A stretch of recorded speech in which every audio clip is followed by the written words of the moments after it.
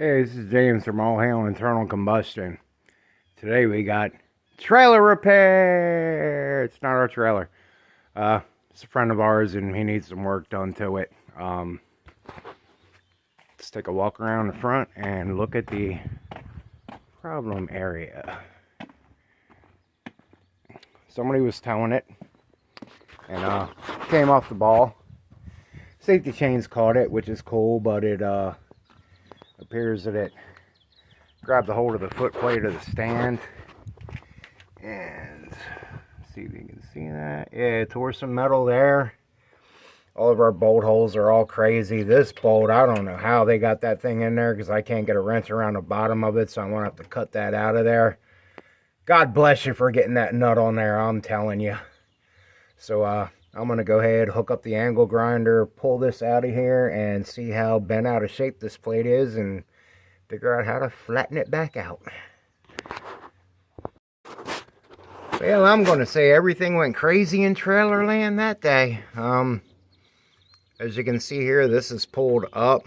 This is bent towards the outside. This is bent towards the outside. This is curled down. I can straighten that out. And these two pieces, I'm sure if I get in there with a hammer and a punch, I can bring them back together and put a little reinforcement strap over top of them and get this straightened out. And I've also got a little bit of a wiring issues I got to deal with because the trailer plug was snatched out. So I'm going to evaluate this thing and see, do I need to throw the complete kit into it, or can I make my repairs here and just leave some extra in case that happens again? And here's a stand for it, and as you can see, that's just a little bit bent up, so we're going to straighten that out too. Another thing we got to do to this trailer is the lighting system and the electrical on it is like basically completely fragged, so I'm going to go ahead and wire it. What I did was we ran our wire down through our frame rail to the rear, made sure we had plenty up here. That way, in case the safety chains ever have to save the trailer again, the wiring doesn't get ripped off, so we're leaving it plenty long. And I'm going to go ahead and solder all my connections, put heat shrink tubing on them, and then heat shrink all four of them together. And that'll be a nice tight connection. So I'll be back when I get that done. Alright, so what I did here was I took all my individual wires and soldered them and put heat shrink tubing around them. And then I got a piece of big 5/16 heat shrink tubing that I'm putting around all four of them so it'll be nice and protected. And I'm going to heat this up and move on to the next thing. Alright, so I tried to unbend this original plate that was on this trailer to get the front jack to sit down right, and I just did not like how wavy gravy it was. So I went and found a piece of 1/4 inch plate and a piece of, I think, 3/16 underneath of it to deal with this step that I got right here. But I wanted to move this entire thing back because you couldn't get a socket up here to get this back bolt, and these two were so close to the frame rails you really couldn't even get a wrench on them. So I want this thing to be serviceable. So I'm going to go ahead and I'm going to weld this new plate assembly on there. I got one made that's going to go underneath to support that leg, and I'll be back when I get done that. So I couldn't let my dad have all the fun. I have to take care of this stuff. I'm gonna pull the spindles off and check the bearings, make sure the seals are good. So let's start with a flathead screwdriver. Looks like someone painted the rims while it was on the trailer, so everything's got paint all over it. I just go one side and then go to the other. Kind of give the screwdriver a twist to see if I can get it loose. Okay. Go to the other side. There it goes. Coming out nice and easy.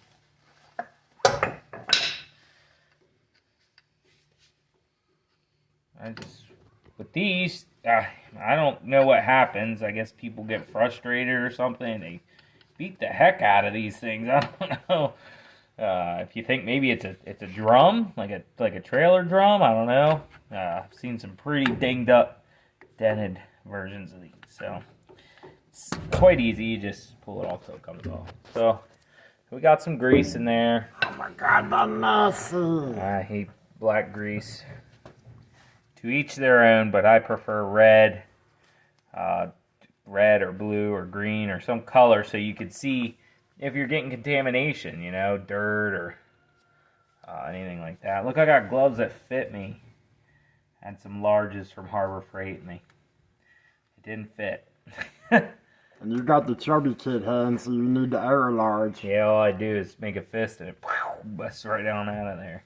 Okay, so before we take this off, I'm going to check the play in the spindle, and it's actually pretty good. It's maybe a little loose, but yeah, within tolerance for sure. The other side was much looser, so anyway, let's take this nut off. And you know, it could have been that these bearings wore in a little bit, so they you know,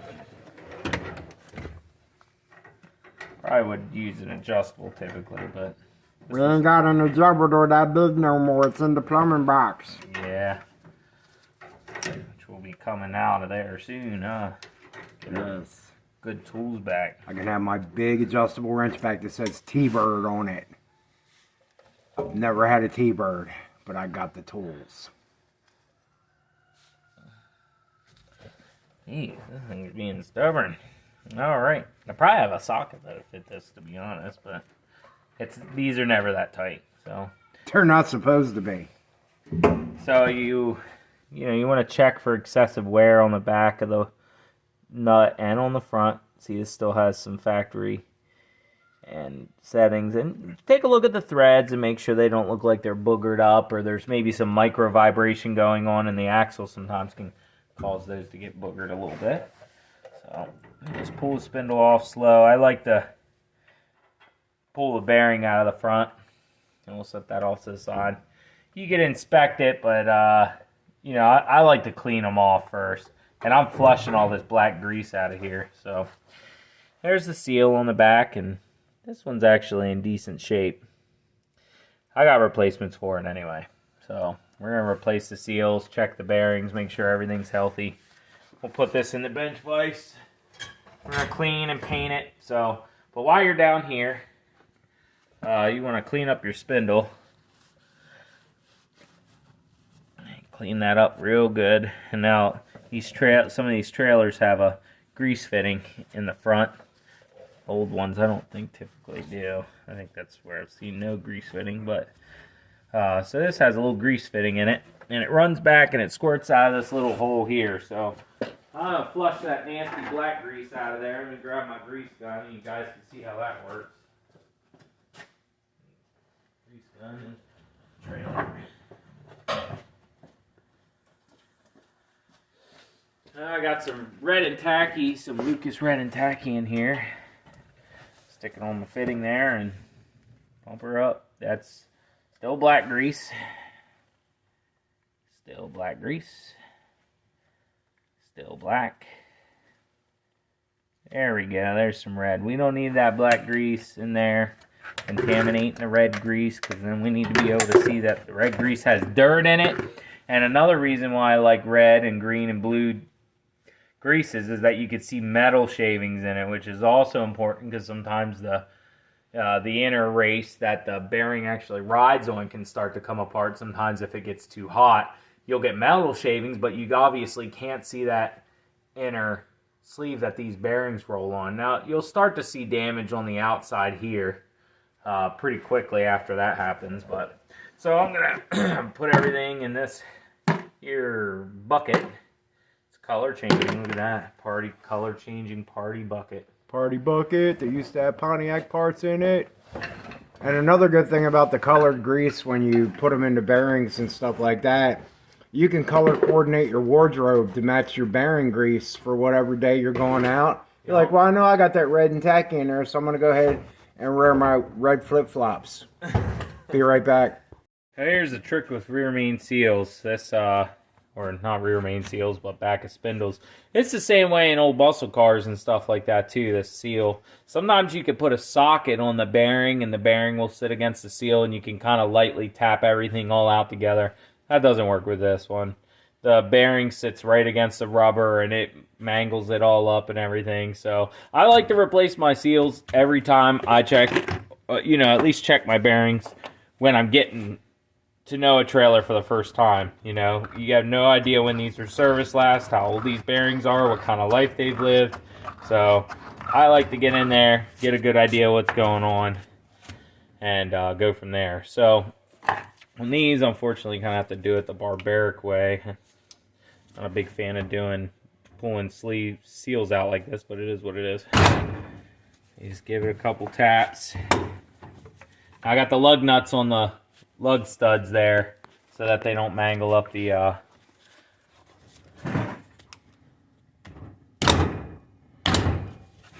okay. You just move around in a circle and you'll get it to pop out here.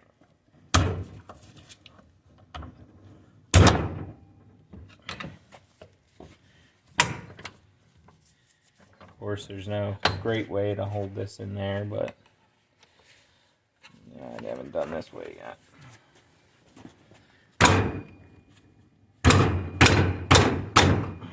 And there it is. I throw the old one in there. It touched me. I don't like the grease like that. We'll say at least it seemed to have enough grease. So, I have it here because I switched from this black grease to... Yeah, it's got enough grease for 49 trailers in it. Yeah, we just push the rag through there and you get this old boogie and put a little bit on there and it'll be alright for the bench vise. The bench vise will thank you. And oh my god, it's stuck to everything now. Time to change your gloves, mister. No, we just wipe the gloves off. I know. I don't change the gloves until they rip. Too expensive, $15 a box to be doing that. Alright, just like our rags.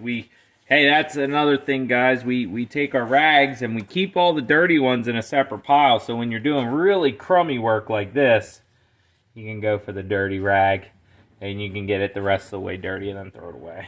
Or use them as fire starters like I do.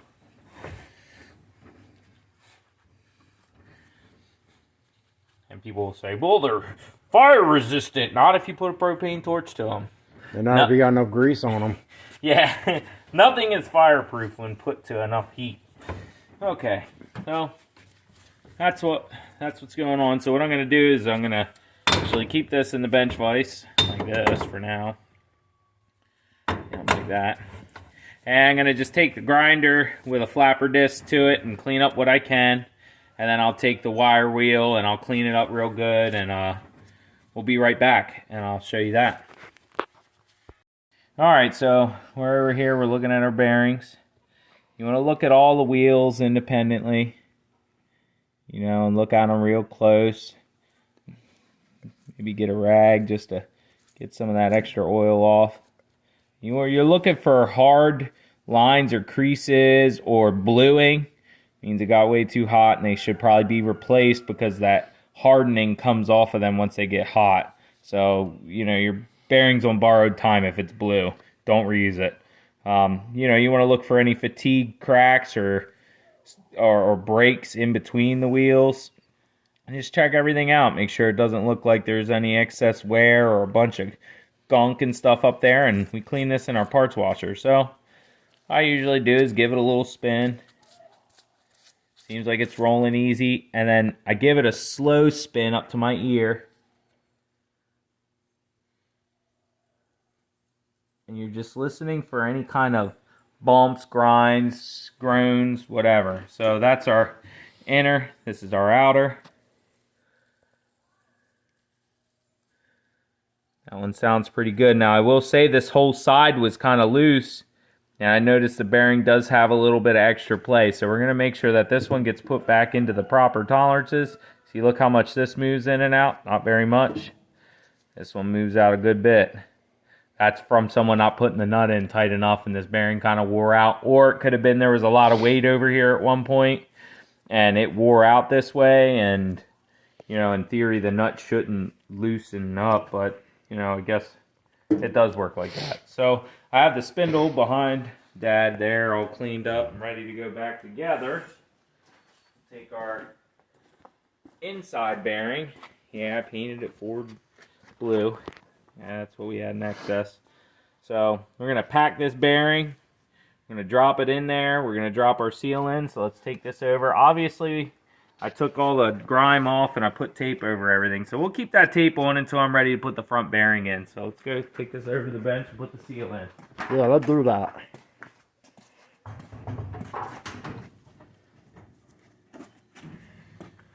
I think the bearing tool is back here.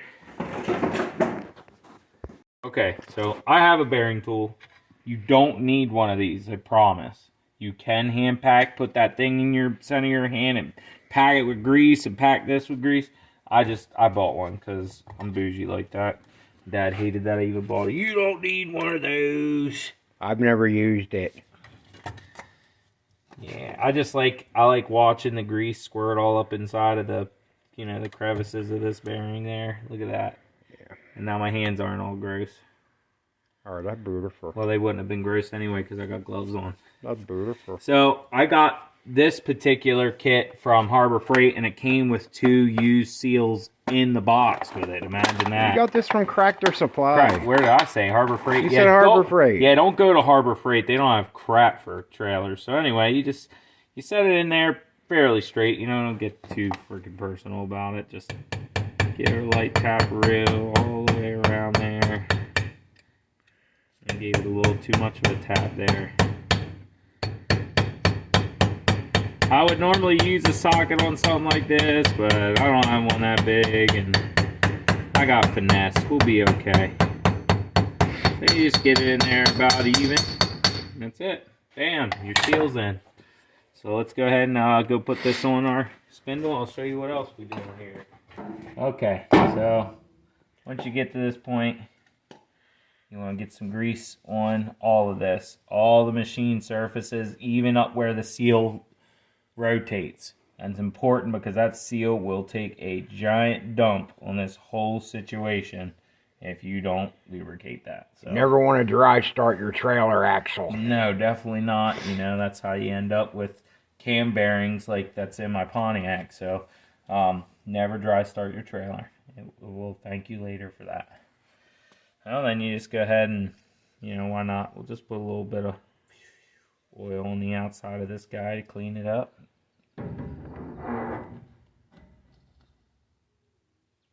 Man, that tape is really stubborn. I thought it was just gonna boop, pop off.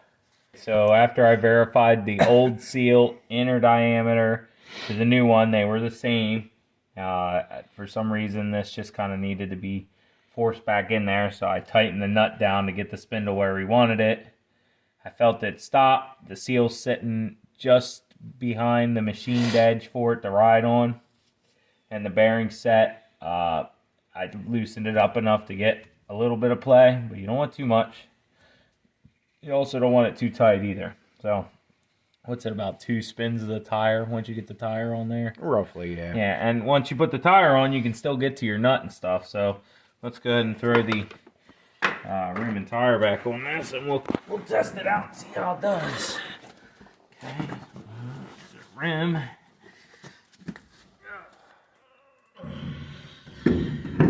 Okay, put the lug nuts on it, and we'll see how it goes, but I can't spin it until I get the lug nuts. Alright, so we have this dirt spot here. Spin it around, got 1, 2, 3, 3.5, 4, you know. Wait, there can only be one dirt spot. One dirt spot to roll them all. Alright, so there's one. 1, 2, 3, 4, 5. It's too loose. Too loose. We're gonna pull this little guy back off. Get my specialized trailer tool here and tighten this guy up a little bit, maybe, if I can get in there. And it'd be nice to have a socket that would fit on there. I do somewhere. Now, a turn there is not a lot here, okay? So, here's that. 1, 2, okay. I didn't spin it with as much force, so let's try it out. 1, 2, 3. It's a little bit tighter, maybe just a little bit snugger. All right, bring that mark back up.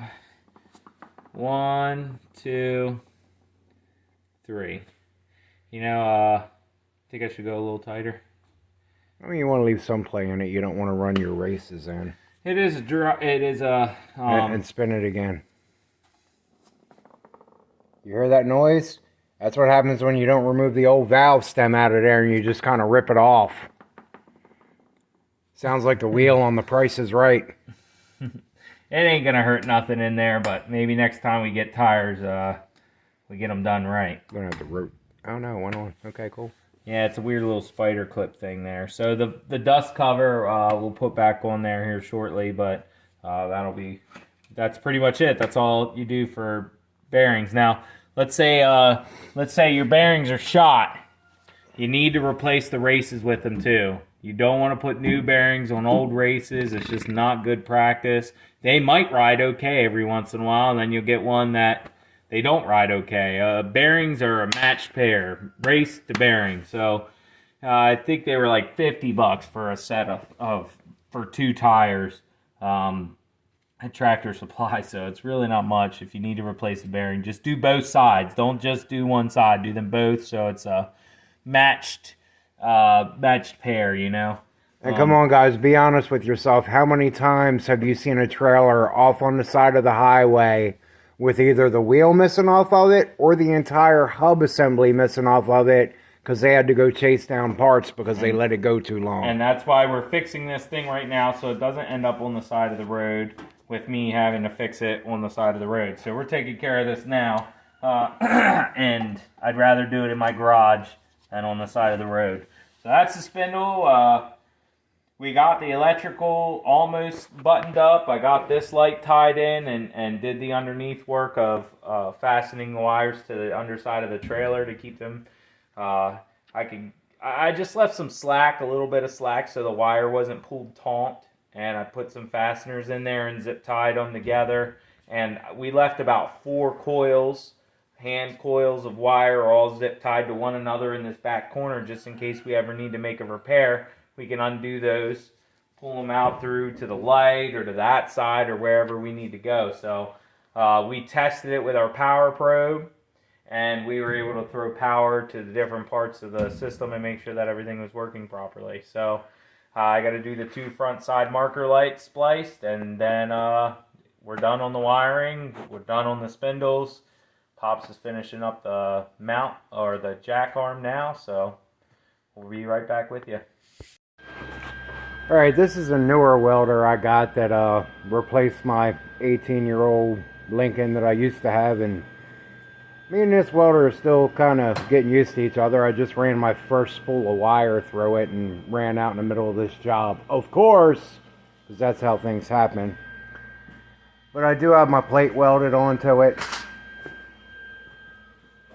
Did pretty good on the front, on the sides, and a little rough, but I'm going to go ahead and throw a coat of black paint on this and get it sealed up and get the jack bolted to it so I can line up my bottom plate that I have to make to put in there.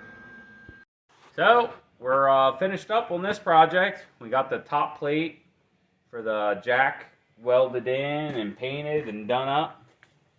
We also put a bottom plate, welded that on, but we didn't weld it to the jack. We got that painted. Got the wiring finished, our side marker lights work, our brake lights work, our turn signals work.